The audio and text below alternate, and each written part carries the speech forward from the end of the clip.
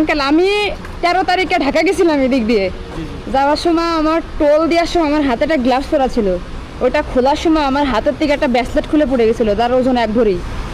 এখন হচ্ছে একজন স্বীকার করেছে সে পদ্মা সেতুতে পাইছে, তার ছবি ফোন নাম্বার সব আছে। এখন 5 দিন পরে সে অস্বীকার করতেছে যে আমি পাইনি। এখন আমার যতটুকু ধারণা আমার ব্রেসলেটটা যে এখানে পড়ছে, এই যে এখানে। এখন এখানে কোনো সিসি ক্যামেরা আছে কিনা তা একটু থানায় যোগাযোগ করে যদি ওনারা আমাকে কোনো হেল্প করে, এই জন্য আমি আসছিলাম। হ্যাঁ স্বর্ণের 1 ভরি। হ্যাঁ আমি গেছি 13 তারিখ, আমি ট্যুরে গেছিলাম আর কি, বিকাল 4টা থেকে 5টার ভিতরে, এই সময়ের ভিতরে। হ্যাঁ হ্যাঁ। এখন আমি কি আমাকে আপনি একটু হেল্প করেন যে আমি কোথায় যাব এখন এই মুহূর্তে?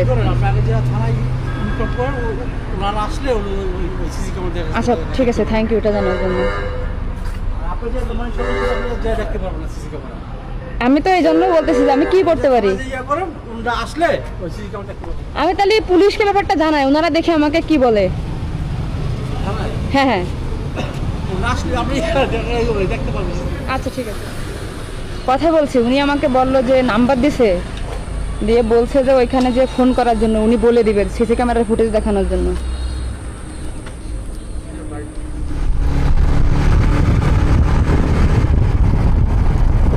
মানে কত হয়রানি যে হচ্ছি আমার কাছে কথা। ভাই তুই পাইলি ভাই, আমার একটু মানে অন্য কাজে, মানে আমার একটু এই সিসি ক্যামেরার ফুটেজ দেখার জন্য আসছি, তো ওইদিকে যে আমি বাইকটা এখানে রাখবো আর কি। হ্যাঁ হ্যাঁ সিসিটিভি ফুটেজ দেখবো। পারমিশন আছে না? হ্যাঁ হ্যাঁ পারমিশন নিয়ে আসছি আমি। ওকে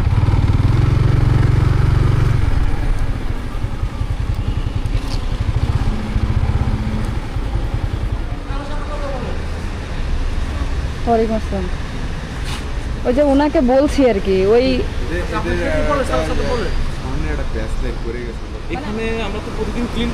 এখন আমি বলি, এখন আমি আমার একটা পেজ আছে, আমি পেজে এটা ভিডিও আপলোড করছিলাম, কোলাটা ছেলে আমার সঙ্গে যোগাযোগ করছে, ব্যাচটা উনি পাইছে। এখন কথা হয়েছে আমার সাথে, উনি আমাকে বলছে আপু আমি এই পদ্মা সেতু টোলের মানে 20 হাত সামনে, মানে ওইখানে নাকি পড়ছিল, উনি আমাকে এটা বলছে। কিন্তু আমাদের ধারণা আমি যখন টোল দিব আমার আগে 4-5টা বাইক ছিল, তার মানে আমি ওইখানেই আমার গ্লাসটা খুলছিলাম টাকা বের করার জন্য। তো এখন বিষয় হচ্ছে যে ওনার ছবি এবং ফোন নাম্বার আমার কাছে আছে। 5 দিন পরে উনি অস্বীকার করতেছে উনি ব্যাচটা পাইনি। এখন আমি কি করতে পারি? এখন আমি সিসি ক্যামেরা ফুটেজ দেখতে যাচ্ছিলাম, আমি থানা। এখন যদি এখানে হয় আমাদের সিসি ক্যামেরা তো এখানে আমাদের ভূতে আছে, শুধু ভূতে এইখানে নাই? না না এখানে নাই, না এতটুকু আছে হয়তো পাবে না, এতটুকু পাবে না, শুধু ভূতের ভিতরে দেখতেছেন না ক্যামেরাটা, জাস্ট আপনি টোল দিতে আসবেন এই ফেসটুকু দেখেন। ব্যাপারটা হচ্ছে বাইক লেনটা আমাদের পরে পরিকল্পিতভাবে করা, তো মানে এখানে সিসিটিভি ওইভাবে এখনো দেওয়া নেই, অন্য লেনগুলোতেও। আচ্ছা তারপরেও যদি আমি একটু দেখি, মানে আমি পারমিশন থানা থেকে নিয়ে আসছি, ওনারা আমাকে এখানে আপনাকে আমি আপনার প্রথমত কথা হচ্ছে এখানে সিসিটিভি কাভারেজ করে না, দ্বিতীয়ত তারপরে যদি আপনি দেখতে চান সেক্ষেত্রে আমাদের সাইড অফিসে যেতে হবে, থানা থেকে হলে হবে না। মানে আমি তো পারমিশন নিয়ে আসছি এখান থেকে, মানে আমি নাম্বার নিয়ে আসছি, ফোন দিতে বলছে যে আপনারা কথা বলাই দেন, সিসি ক্যামেরা যে দায়িত্বে আছে তাকে নাম্বার দেন, কথা বলেন। আমি উনি খুব ভালো মতো জানেন যে প্রসিডিওর কি আমাদের এখানে, আমি কথা বলছি দেন। তাহলে উনি কেন নাম্বার দিল তা তো আমি বলতে পারবো না। হ্যালো ওই বাইকটা ওইখানে কেন? ওই একটা বাইক দাঁড়ানো, ওর সামনে লোক। জি আমি সিনিয়র অ্যাডমিন গাজীরা টোল প্লাজা থেকে বলছিলাম ম্যাম। ম্যাম ইনার জি জি জি ম্যাম, আমাদের এখানে প্রসিডিওর মেবি আপনি জানেন কিনা আমি জানি, তারপর আপনার অবগতির জন্য আরেকবার বলে দিচ্ছি যে এখানে সিসিটিভি দেখতে হলে ম্যাম থানাতে আগে মামলা করতে হবে, ওটাতে জিডি কপি লাগবে, এবং যে এসআই দায়িত্ব পাবে উনি একটা অ্যাপ্লিকেশন করবে আমাদের সাইডে অফিসের বরাবর, তারপরে ওখান থেকে অ্যাপ্লিকেশনটা অ্যাপ্রুভ হয়ে আসলে ভিডিও সিসিটিভিটা দেখতে পাবে ম্যাম। সামনে যাও তো, ওই যে বাইক। সরি ম্যাম, আমার মনে হয় না আমার কোনো লোক থানায় এভাবে পাঠানোর কথা, ওনারা নিজের উদ্যোগে হয়তো গেছে, আমাদের তো কেউ থানায় পাঠানোর কথা না, কারণ আমাদের সিসিটিভি ফুটেজ দেখতে হবে, দক্ষিণ থানায় অফিসার তো সবাই খুব ভালো মতো জানে যে এখানকার প্রসিডিওরটা কী ম্যাম।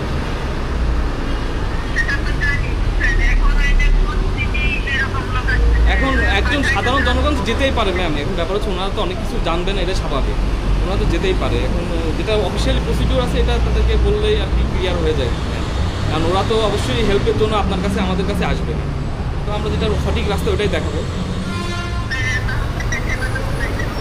জি জি ঠিক আছে, আসসালাম। আমাকে কি করতে হবে? ম্যাম ব্যাপারটা হচ্ছে কি, আপনি হারানোর একটা মামলা করতে হবে।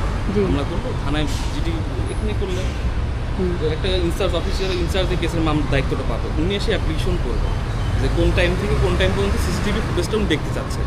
সাথে আপনার এজাহার কপি বা প্রাথমিক বিবরণী যেগুলো আছে এগুলো জমা দিলে আমরা ওটা আমাদের হেড অফিসে পাঠিয়ে দেবো। ওখান থেকে ওটা অ্যাপ্রুভ হয়ে আসলে আপনি এনি টাইম এসে আমাদের এখান থেকে দেখে যেতে পারবেন। আচ্ছা ঠিক আছে।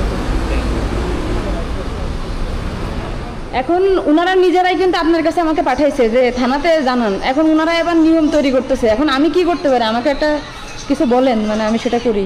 এখন হ্যাঁ, আমি তো বললাম যে এরা এরকম দেয় না। এখন মানে প্রতিনিয়ত সব সময় লোক পাঠায় যে হ্যাঁ এখন ফোন দিলাম, এখন বলে না মামলা করতে হবে, যে করতে হবে।